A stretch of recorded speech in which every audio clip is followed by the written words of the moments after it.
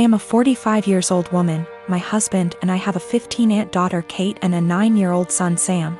My husband has a brother and a 40-year-old sister, Eva. Eva and her husband James have a daughter, Allegra. She is also 15 years old. Kate and Allegra have always been compared in the family. From the time they were born, it seemed to be a competition of who would walk first, talk first, do more, achieve more. And Allegra was always first. I won't go too much into detail about Allegra because that's not really the point, but I will say she's a beautiful, intelligent, truly one-of-a-kind girl, and her parents have done a great job raising her. My in-laws fell in love with her and think she hung the moon. This bothered me and made me sad for Kate, but I let it go for the most part. There's no doubt in my mind that they love all the kids equally, but out of the two girls you can tell who they admire more. Every summer, the whole family visits a holiday home that Eva shares with my in-laws. Over the summer, Kate met a boy, Luke, who was also holidaying in the area. They started dating. This was Kate's first experience with boys. Allegra had friends who were nearby, so for our first few weeks we didn't see her much. About 3/4 of the way through the holiday, Kate invited the boy she'd been seeing to dinner. Allegra was told to come, and afterwards she would be going to a party. At the dinner, it was clear that Luke was very attracted to Allegra. After dinner, Luke decided he would go to the party Allegra was going to as he had also been invited. They both asked Kate to go, but she wasn't allowed and was very upset. My husband and I felt it was not a safe or appropriate environment at her age. Eva informed us, because she knows we do not allow Kate into these environments, that it was an adult party, where there would be drinking and possibly other things going on. Allegra has grown up in a place where these kind of things are much more normal. And Eva and her husband made the choice to let Allegra live those experiences. From what I know and have seen, she handles it exceptionally and it has not caused any issues. However, it is not the way we have chosen to parent Kate, and so we didn't allow her to go. The next morning, Allegra came downstairs and asked to talk to me and Eva. She said at the party Luke was flirting with her and showed her some messages he'd sent her. We decided we would all talk to Kate. Kate spent the next 2 days miserable. When she finally came out of her room, Kate was caustic and everyone was getting a bit fed up with her attitude. Eventually, my father-in-law jokingly said, "Your mistake was introducing him to Allegra. How did you think that was going to go for you?" My mother-in-law told him off but added that Luke handled it terribly, but the outcome was sort of inevitable. Kate left the table in tears. We managed to get through the rest of the holiday, but when my husband brought up plans for Christmas, Kate refused to go. She said she couldn't bear being ridiculed by her own family and constantly compared to Allegra. After seeing how much this was affecting her, I spoke to my husband and said we shouldn't go. He argued that it would be wrong to let Kate take away time with family just because of a boy. I reminded him that this has been happening since they were born, but he said that we can't shield Kate from every special person in the world. He said he would talk to his parents about their comments, but that we should not set a precedent of letting Kate run away from reality. My husband, Jonah, passed away unexpectedly a month ago from a stroke. I don't want to get specific about that part. It's the worst pain I've ever felt in my entire life. And I'm still not sure how I'm ever going to move on. We were married for 5 years, together for 7. The past 2 years we've been trying for a baby, but we're just getting to the point of considering IVF when he died. Jonah had a close friend in high school named Marjorie. Marjorie also ended up going to the same university as he did, and they spent a lot of time together during those college years. Jonah said that he liked Marjorie's company, but never felt anything beyond friendship with her, which I totally believe. Jonah dated other women during that period, but told me that several times Marjorie hinted that she wanted him to ask her out. She also joked about wanting him to be her plan B in case she didn't meet someone and get married by 30. By the time I'd started dating Jonah, he had moved a couple hours away from his hometown, and Marjorie. Despite this, Marjorie immediately began finding excuses to come to our town and hang out, which usually involved her encouraging us to go drinking, and then her passing out on the couch at Jonah's apartment. I didn't mind her for the most part, but she had a habit of saying things like, "You know you ruined our marriage pact," and pointing out all the things that she knew about him, like what he took in his coffee, his favorite bands, etc. Over the course of our relationship, and especially after we got married, Jonah definitely put some distance into his relationship with Marjorie. He confided in me that he felt he had outgrown her and that they really had little in common anymore. He stopped responding to her invitations to hang out as often, though he would occasionally call to catch up out of guilt. Especially when she would text him or leave messages saying she was so sad he was ignoring her, and the like. But now he's gone. I had him cremated, like he wanted.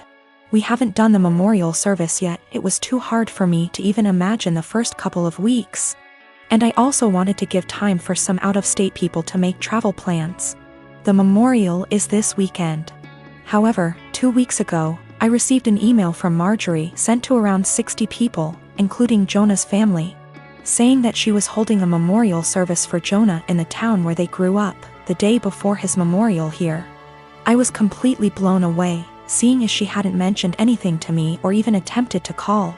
Along with the details, the email said that she was planning the memorial in light of the fact that no other service had yet been held in his memory, and he deserved to be laid to rest with honor. For the record, she was invited to the memorial, which I've been planning, and knew it was happening. I called her, of course, and told her that while I appreciated her willingness to help with Jonah's goodbye, I was already planning a service for him that would involve all of his family and friends. She immediately went on the defensive, and said that she had only started to plan a service when she realized I wasn't willing to do it in a timely manner. I told her that the timing wasn't her choice to make, but that if she wanted to have a memorial of some kind, to please just add on the invitation that his official memorial was going to be held this weekend. She said fine. I sent a message to all of Jonah's invited friends and family to make sure that they knew the real service, with both of our families, was going to be here, and then just washed my hands of the whole thing. This week I received a message on Facebook from Jonah's cousin, saying that Marjorie, who has apparently blocked me on Facebook, created an event for Jonah's official memorial service, her memorial, and invited everyone she possibly could. I've been getting blown up with emails asking which day the memorial is, and where. I'm honestly furious. I don't have the emotional energy to deal with this. I ended up putting a post up on my wall, reiterating the date of his service here, and asking people to please share it. Thankfully, I think the older members of the family don't use Facebook or email very often, so most of them haven't been confused, but a lot of people now think that Marjorie's service is the real one. I called Marjorie again, asking her to add an addendum to her event saying that his actual memorial was going to be here. She told me that Jonah would have wanted it this way, and that if I couldn't appreciate her efforts, I wasn't invited to say goodbye to Jonah. I told her that was fine, seeing as I'd already said goodbye to Jonah when I held him as he died. She hung up. Apparently she's now spreading information to her mutual friends with Jonah, saying that he was planning on leaving me because I wasn't able to conceive. She also said that we had approached her to carry a baby for us, all absolute lies. His cousin sent me a screenshot of a text where she said that Jonah always thought we would have the cutest baby together, and that angry widow doesn't understand how much he wants children. I'm at a loss as to what to do. I don't care what she says about me, but she's now tarnishing my husband's memory, especially saying that he wanted to divorce. Jonah would never have left me, and anyone that knows him at all knows that we were committed to each other above all else. I need to figure out how to tell this woman to off without encouraging her to spread more lies. And I also want to just forget the whole thing and crawl in bed and never get up again. My daughter turns 11 in 6 weeks. She has been begging for a Nintendo Switch. Due to poor grades and overall bad attitude, we decided not to get a Switch. Money isn't the issue, it's her behavior. She acts very entitled and she's lying left and right. I just don't feel now is the right time for a Switch. The theft, on Easter, we, my husband, our kids, and myself, are at my husband's aunt and uncle's house. Aunt and uncle have 2 adult children, one of whom is mentally delayed, we'll call her cousin. She functions about a 10-years-old level but is in her 40s. She lives in an assisted living apartment and has a job where she gets paid $5 a week. So she doesn't get many upscale things unless they are a gift. Well, cousin had an old Game Boy that she saved up to buy and was playing while we were there. She eventually set it down and moved on to playing a board game with us while the kids ran around playing. My kid decided to be an epic turd and took the Game Boy. She snuck it out of Aunt and Uncle's by asking if she could go to our car to look for a book she had brought, and stashed it in the glove box. She proceeded to hide the fact that she had the Game Boy for several days, even after being asked where she last saw it. Her opening to come clean when Aunt and Uncle called and asked if we had seen where Cousin might have left it. Due to Cousin's challenges, she was utterly distraught over her missing Game Boy. It's one of the few forms of entertainment she has, and she worked hard to have it. I'm disappointed about the thievery, but I'm even more upset over my kid's attitude about being caught. I only found out about it because her sisters ratted her out. Even then, she absolutely refused to tell me the truth and tried to pin it on her sisters. It wasn't until I sat there and thought about it that I knew she was lying to me. Once I told her I knew it had to be her because of XYZ did she finally confess. Her behavior only got worse from there. She refused to apologize when Uncle and Cousin came by to get the Game Boy, and had the balls to act like SHE was the one being wronged. I feel like I need to drop the hammer on her and send the message home that stealing is not okay. I think that purchasing the Switch, with my daughter's help from money she would earn by doing extra chores, and having her give it to Cousin might be a good way to deliver that message while simultaneously giving Cousin a nice upgrade to make amends. I mentioned this to a friend and they said this would be a move because birthday. I don't really think that matters, but the comment was enough to make me question myself. I do intend on giving my kiddo the opportunity to earn a Switch down the line, just not in such close proximity to this incident. Not sure how or when, since I have a SO to consult, but the opportunity will be provided in some way. Our therapist is of the opinion that my daughter largely has these issues because of the inconsistent co-parenting relationship her bio dad has with my husband and I. My husband and I are big on structure, boundaries, natural consequences, and following through. Her bio dad is the exact opposite of us. He and his family hardly ever tell her no to the things she wants, and give her a ridiculous amount of treats, toys, candy, etc., and this is causing her to be confused, to struggle with our expectations, and express herself negatively. I assure you, we have been addressing these behaviors for quite some time. My newborn's pediatrician is always so crowded in terms of size of waiting room versus number of people waiting. It requires a certain amount of etiquette controlling your kid, because there are no toys, no play area, no real space for shenanigans. Enter lady with 4 kids, a newborn, 2 toddlers, and a kindergarten-aged kid, little girl in question here. She really should have brought an iPad or a second adult or something because her kids were literally running around this space, yelling and screeching. The mom was oblivious to all of her kids except the newborn, who was quietly breastfeeding while mom was glued to her phone screen.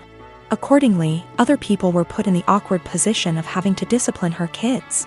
Several people had previously tried to put her kids back in line for whatever issue, harassing their kids, being loud, whatever. Her kindergarten-age daughter, who clearly had some kind of special needs, was absolutely enamored with my newborn and his stroller. She was asking me if she could push it around. No, she was getting super close to my newborn, stop, and was generally just being annoying. FFS at one point when I wasn't looking and was preoccupied with my own kid. She went digging in my diaper bag and throwing my stuff onto the chair and the floor. My newborn was really fussy because we were there for a sick visit and he wasn't feeling well. And I did not feel like entertaining some strange kid. I tried being polite about it. Sweetie, where's your mommy? Points to mom, ma'am. Points to kid. The lady would call her kid back, but the kid just kept coming back to me. Rinse and repeat. I told her she needed to stay with her mom. Little punk says I don't wanna and keeps trying to touch my son, my stroller, our stuff. Finally, I'm trying to fix a bottle of formula while holding a screaming baby and listening to this little girl like a broken record. Why is your baby crying? Why is your baby crying? Make him stop. I don't like that, and her annoying self knocks my bottle of formula off the table and into my stroller. So now I'm out formula, kid still screaming, and I have a huge mess that I don't have a great way to clean up. I'm at my wit's end. I raise my voice at this kid. Look what you did. I am not your babysitter. You are bothering me.